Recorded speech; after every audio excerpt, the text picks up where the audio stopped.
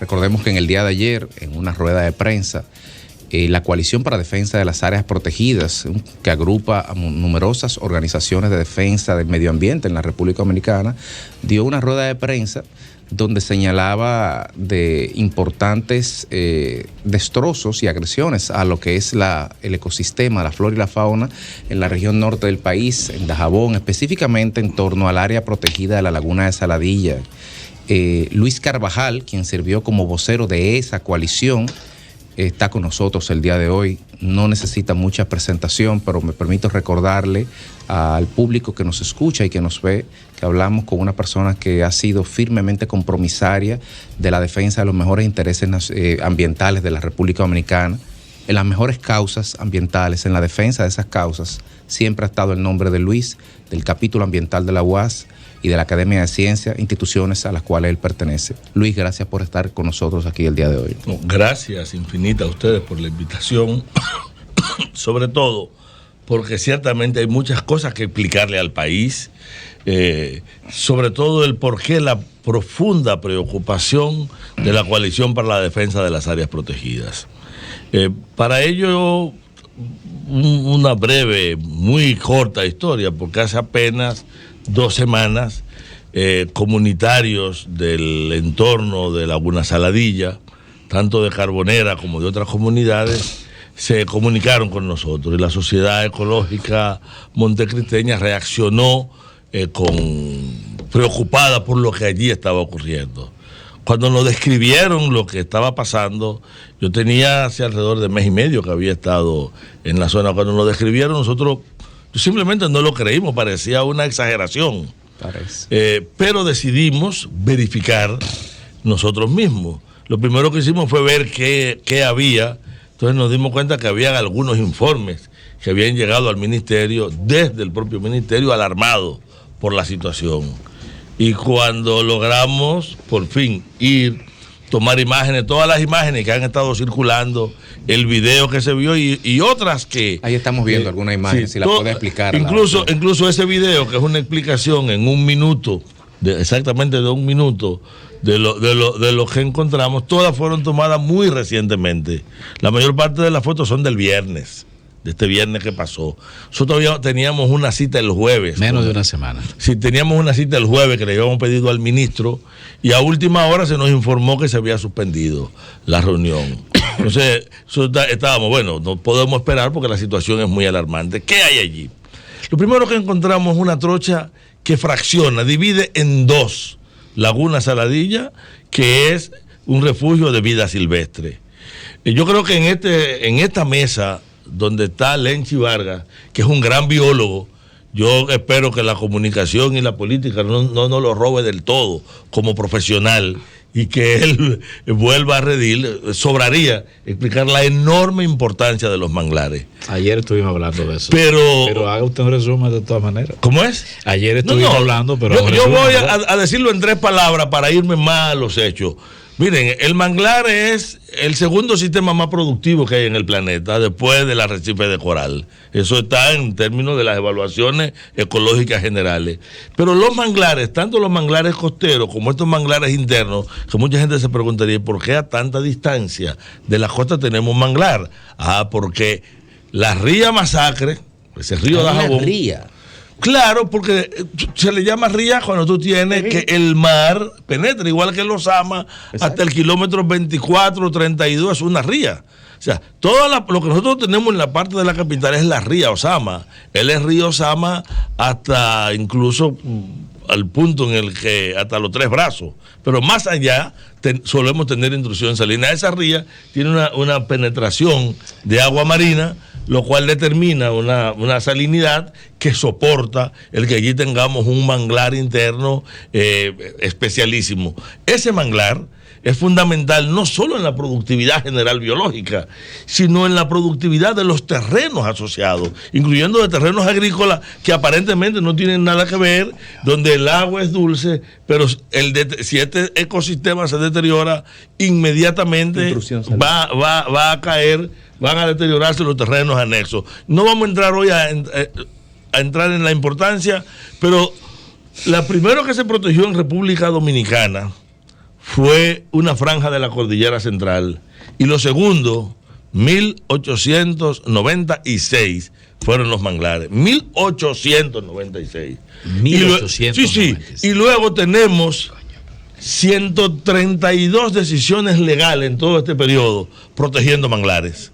El primer sistema de manglar que se protegió fue el que empieza en Buen Hombre y sigue toda esa costa norte de Monte 127 años. Sí, ¿no? Y hay decisiones tan recientes entre leyes, ordenanzas, y cada vez más se ha ido a incrementar la protección de manglares, y poca gente sabe en el país que la sanción ambiental más estricta prevista en la ley y dicha en la ley, la recoge la ley de pesca para quien deteriore los manglares. Por lo tanto, no hay una sanción mayor para un delito que el deterioro de los manglares. Esto nos coloca un poco en la importancia.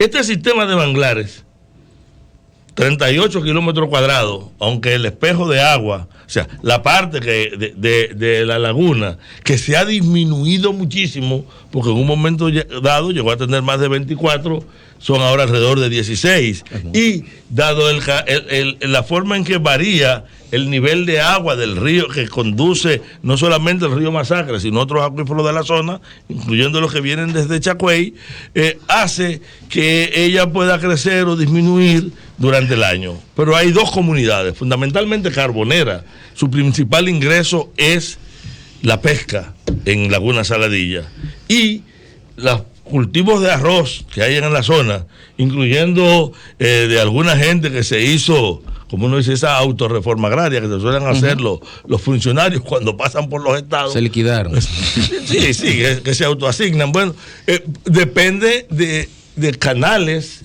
que vienen de la laguna. Una laguna que tiene una infinidad de problemas. Muchos problemas de deterioro, de amenaza, pero que es un ecosistema central. ¿Qué ocurre? Que dividir la laguna, separarla con el muro, lo primero que crea es algo que espero que Lenzi lo haya explicado: fraccionar los hábitats.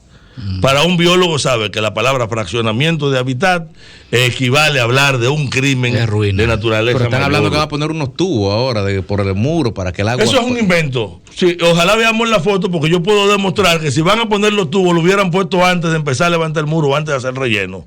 ¿Qué tú haces? Se va a poner para después romper y poner los tubos. Eso se lo inventó Federico Franco hoy, porque tenían que decirle algo al país. Eso yo puedo afirmar que no es verdad. Además, si van a poner los tubos y ellos no han hecho ningún estudio, ¿cómo lo van a poner? ¿Cuál es el nivel? ¿Cómo es que se transmite el agua allí? ¿Por capilaridad o porosidad, o es un cuerpo de agua? Porque no fue directamente sobre la laguna, fue sobre la parte más emergente del manglar.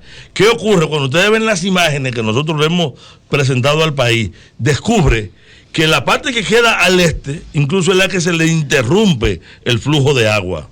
Que si todavía se inventan cualquier mecanismo, el flujo natural del agua se le interrumpe y por lo tanto es el sistema que va a deteriorarse. Una pregunta técnica, jurídica, yo no soy abogado, pero cualquier abogado puede explicarlo. Yo pongo el muro sobre un área protegida, prohibido, no por la ley. Sí, la Constitución sacraliza a las áreas protegidas y establece incluso que hasta para su reducción usted necesita mayoría cualificada. Sí. Y la ley es bastante rígida en torno a eso. Pero si yo la separo, en la otra parte de la laguna, ¿cambia de plan de manejo? ¿Yo sigo teniendo soberanía sobre ella? Fíjense que además de la destrucción de la que se encuentra entre la frontera y el muro. Claro, la que queda del otro lado del muro. Fíjense qué ocurre, que del otro lado del muro estamos dejando 840,000 metros cuadrados, pero en los 3 puntos y algo kilómetros, que es lo que se ha construido de los 20. Bueno, miren, aquí tenemos, ustedes ven, lo que ustedes ven a la derecha. Todo eso fue relleno de caliche. Para los que están en pantalla, se está explicando fotos que Cuchito ha enviado. Sí, si quieren, pásenme otra foto, ya porque sigan pasándola. Bueno, en esta visión, miren ahí la tubería, pero miren el camino puesto. ¿Qué usted va a hacer? Después que usted hace el camino, entonces va a hollar para colocarlo y puentearlo. Pero cuando ustedes notan que ese manglar no es un manglar que está sobre agua sumergida, o sea, es un manglar que está sobre un humedal. Un humedal, sí. Por lo tanto, no es verdad que yo voy a empalmarlo con tubería. Pero además, si no he hecho los estudios, hoy admite el ministro de Medio Ambiente que no han hecho los estudios. Y admite más aún, yo no sé si ustedes han visto la declaración de Moya Ponce en el día de hoy. De Seara Hatton. Perdón, ya, no sé, pido excusa de Seara Hatton. No, y que hoy cumpleaños Hipólito, lo asociaste. Como hoy cumpleaños Hipólito, asociaste a Moya Ponce con Hipólito. No, yo ni sabía que Hipólito cumplía años. No, pero de Seara Hatton, que es una persona a quien nosotros respetamos, incluso lamentamos, miembro de la academia, un colaborador histórico del movimiento ambiental y una persona en la que confiamos. Pero bueno, ¿qué ha pasado entonces? Bueno, hoy puso un huevo grande. Mientras tanto, ¿qué él le planteó? Que ellos estaban enterados y sabían que la gente iba a reaccionar, que van el fin de semana para allá, que es verdad que no tiene estudio. Pero si no tiene estudio de impacto ambiental, está violando la ley. ¿Cuál es la historia? ¿Qué se cree? Que si una obra es del Estado, o es muy importante, o es de seguridad nacional, puede violar la Constitución y las leyes, y no. Porque fíjense, yo he estado hablando de estos temas, pero vamos a hablar de otro. A mí me tocó ser parte de los levantamientos, los estudios en torno al problema del río Masacre, que conllevó hasta un diferendo fronterizo, porque en una parte, en uno de los recodos que hace el río en el lado haitiano, se quería hacer un dique y aquí protestamos porque iba a afectar el curso. ¿Ustedes sabían que todo ese curso se ha dejado ahora de los... Sí, bueno, aquí están en la imagen. ¿El que llega ahí? Sí, están del otro lado. ¿Tiene foto de río ahí? Sí, está foto y está todo. O sea, ahí hay fotos con muchos detalles. Si la siguen pasando, escúcheme, porque yo como que no me acostumbro que ahora es radio y televisión. Yo sigo siendo análogo y de la época pero la antigua. Gente te escucha de las dos formas, no te preocupes. Entonces, una cosa. Me gustaría que sigan pasando. Sí, lo van a ir pasando. Una cosa, Cuchito. Dos preguntas. ¿Qué es lo que ha pasado con el ministro Seara Hatton? En cualquier país medianamente civilizado, a esta hora, ya debió estar dando una explicación oficial o renunciando un ministro cuando pasa una agresión tan terrible como esa en todos los aspectos, ambiental y legal, las dos cosas. Entonces, yo pregunté ayer y pregunto de nuevo hoy, ¿por qué romper ese ecosistema si se puede bordear, si tenemos terreno para... El contorno de el contorno, ¿por qué? Mire, yo tengo una ventaja con relación a ustedes no se han enterado, pero en el día de hoy hubo una explicación, no del ministro, sino de Federico Franco, el viceministro de Área Protegida, que él dijo que ellos no podían bordear la laguna porque era, además de ser muy sinuosa, y que el camino recto era mejor. O sea, la explicación que dijimos, la línea recta y la distancia más corta. Y él volvió, sí, porque era más corto, utilizaron una ruta más corta, y él dio de nuevo la explicación. ¿Y él es ambientalista? Y él dio la explicación. Ustedes ayer me preguntaron. ¿Federico qué? Federico Franco es el director de Área Protegida. Mira, yo no me echa misa. Déjame decirle lo siguiente, ojo. Cuidado con el error de creer que hay una profesión que te haga ambientalista. Yo soy biólogo, pero ni siquiera los ecólogos, los que estudian ecología, son necesariamente ambientalistas. El ambientalismo es una actitud ética frente a la relación de la sociedad con la naturaleza, y la ecología es una ciencia, y tú puedes ser el mayor científico y no valorar nada, y yo conozco ecólogos que son grandes destructores. Claro. O sea, y sin embargo, un periodista puede ser un gran ambientalista, un abogado, un biólogo. Es más fácil pensar en que yo, que trabajo con recursos, por ejemplo, Ricardo Nieves, que tiene décadas. Federico Jovine, una persona que es capaz de subirse en una loma carajo, para entrar en contacto con la naturaleza y que la recupera y la recoge de alguna manera, es un defensor. Es que si la relación de la sociedad con la naturaleza es lo que pauta el ambientalismo, lo que pasa es que lo ambiental, óigame bien, lo ambiental no es el conocimiento. Entonces, la línea recta fue que definió ese... Sí, es lo que él explicó, pero que viene la pregunta. Qué cachaza. Si toda la laguna es parte del territorio dominicano y el muro para proteger el territorio dominicano, protege la jodida laguna. Parte que no la estoy protegiendo. ¿A quién le queda? O sea, olvídate de la laguna, nosotros vemos la frontera, rompiendo por lo tanto, la discusión en la que estamos es discutiendo sobre un absurdo. ¿Qué partió primero? Ya no se puede hacer ahora. No hubo estudio. Ahora, Cuchito, ya no se puede hacer nada. ¿Todo el espacio de la laguna queda en territorio dominicano? Toda. ¿Por qué se divide? Eso hay que preguntárselo a ellos. O sea, ¿qué se nosotros puede no hacer? podemos explicarlo, nos parece tan absurdo. Tiene tierra de nadie. La explicación que dio Federico, que ustedes la van a leer, es raro que no la tengan porque ya está en las redes. Ahora. ¿Qué se puede hacer? Cuchito, ¿qué es lo que el Estado puede reversar? Sí, míralo ahí. También, miren, esa imagen que estamos. No, déjala, esa imagen, lo que ustedes ven allá a la derecha es Pepillo Salcedo. En este tramo, todo ese tramo, en la parte ya de la desembocadura, la frontera es la mitad del río, pero esta zona de acá, ese río es territorio dominicano. Pero si la frontera está aquí, nos hemos desentendido del río y del manglar. Fíjense que la parte del manglar que queda hasta este lado no solamente es mayor, sino es más sana. Sí. Toda esa zona del norte está entregada y del noroeste de Montecristi es un sistema de humedales. Es irreversible. ¿Es irreversible el proceso, Cuchito? Es la gran pregunta. Bueno, ahora voy a hablarte como biólogo. Sí. Hay daños que no son recuperables en el corto tiempo. Y que de permanecer la intervención se van a ir incrementando. Por ejemplo, una vez yo interrumpo el flujo de agua en un ambiente que necesita tener un nivel de salinidad, porque hay una intrusión salina que retira. Si yo no estoy alimentando de agua dulce esa intrusión salina, voy a sobresalinizar. Pero a la vez estaré disminuyendo el nivel de agua y el nivel de sal. Y esos manglares toleran un nivel de salinidad por 30 días. Pero no solamente ellos, sino los que están a su lado. Pero no nos olvidemos que esa desembocadura allá está al lado, tú tienes Tero Balsa. Uh-huh.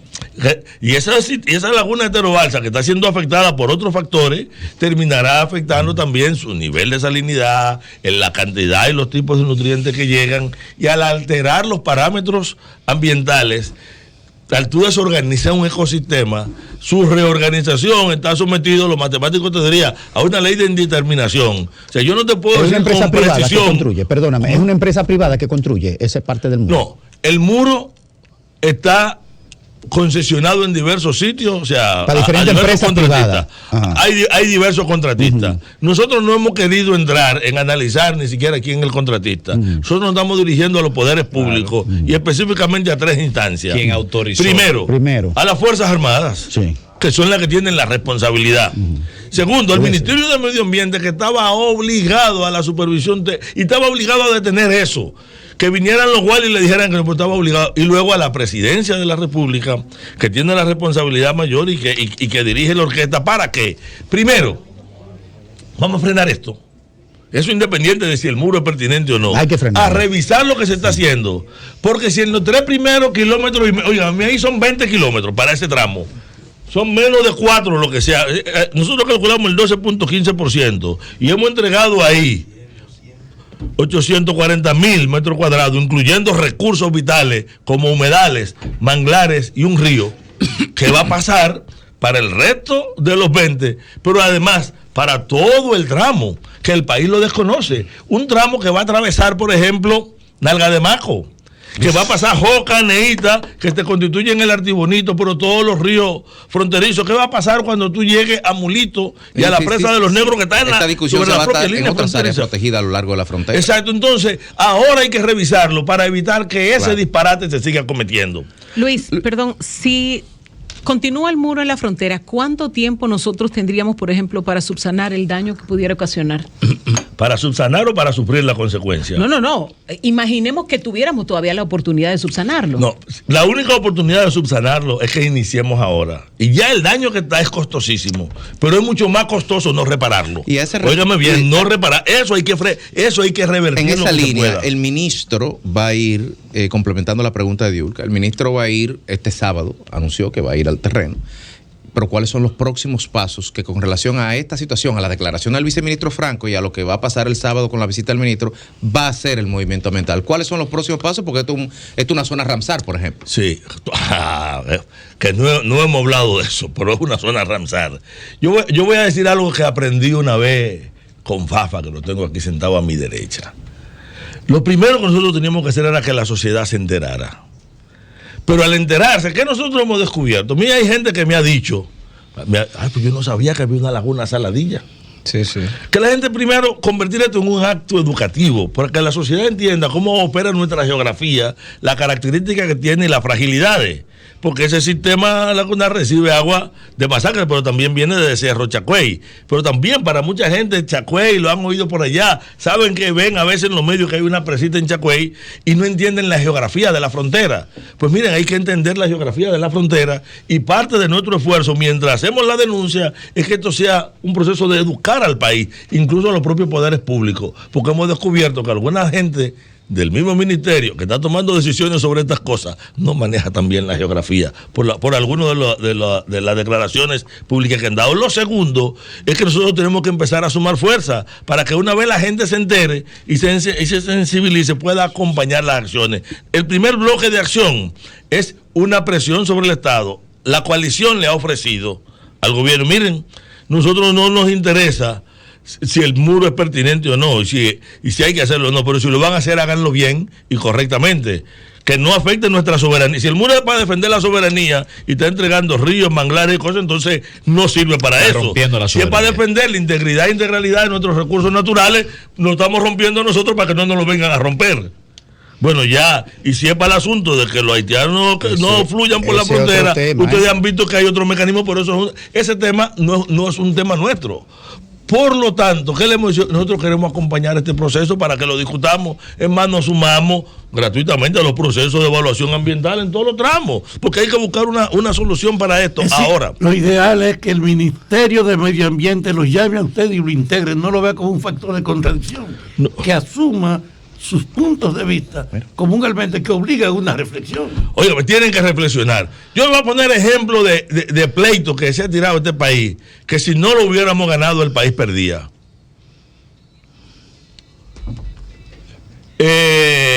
Noviembre del 96, recién llegado el presidente Leonel Fernández, emite una decisión transfiriendo al Reino Unido los bancos de la Plata y la Navidad, porque Pachón Mato había firmado supuestamente un convenio en que lo entregaba anterior. ¿De acuerdo?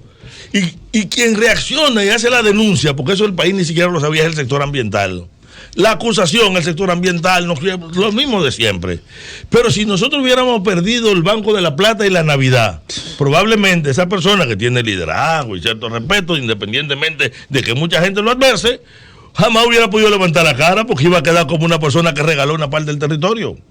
Aquí se planteó una vez 84. Gobierno del PRD. No, PRD era. Sabana de Sansón. Sí, la Sabana de Sansón, o sea, en Oviedo, traer los lodos residuales, supuestamente para recuperar. Y el movimiento se paró y levantó. Parió la primera ley realmente ambiental, que fue la ley que prohibía la importación de productos prohibidos en los países de origen, etcétera, etcétera. Y así hemos venido teniendo grandes batallas. Pero hace apenas un mes, la Coalición para las Áreas Protegidas le dice al presidente, que eso mucha gente lo vio primero cuando salió público, miren, en esa propuesta de fideicomiso están entregando más de 8 millones de metros cuadrados. Y cuando lo lo vamos a revisar. Y cuando lo dijimos, hasta un grupo de politiqueros que se movilizó porque estábamos puestos al desarrollo. Yo vi un editorial, y vi un amigo mío periodista decir que nosotros éramos tan bandidos que había que ver quién nos estaba pagando para oponernos. Cuando lo analizaron era verdad. Lo modificaron. ¿Y quién ganó? El presidente lo admitió y le ordenó a sus ministros que se reunieran con nosotros y se avanzó. Otra discusión reciente, Grupo Jaragua. Dice, miren, en Cabo Rojo hay un banco de coral que de deteriorar, se va a deteriorar en cadena todos esos cosas. Se están opinando todo, ¿cómo es posible? No se mentira esos corales que lo van a trasladar. La compañía que lo va a hacer tú dices que ellos, es verdad lo que ellos dicen. Vamos a modificar el diseño, vamos a proteger un poco. Y a la larga ganó el país. O sea, claro, sigue quedando en todo el que dijo que nosotros nos oponíamos a todo. Y eso lo estamos viviendo.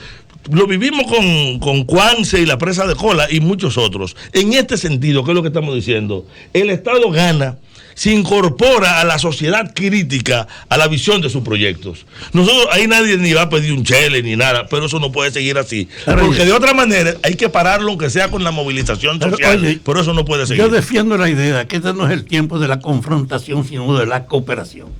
que debe primar el hecho de que todas las opiniones que puedan ayudar a enfrentar problemas de trascendencia tengan una oportunidad. Hay que cambiar esa mecánica. Pero que no den palos, porque mientras se están dando palos, tú no puedes decir que no te va a confrontar porque te están dando palos. Entonces hay que frenar estas acciones que son tan dañinas para que no nos confrontemos. Los palos siempre lo van a dar, pero el movimiento ambiental dominicano ha demostrado, para usar esta palabra tan en boga, ser muy resiliente y cada vez más creciente.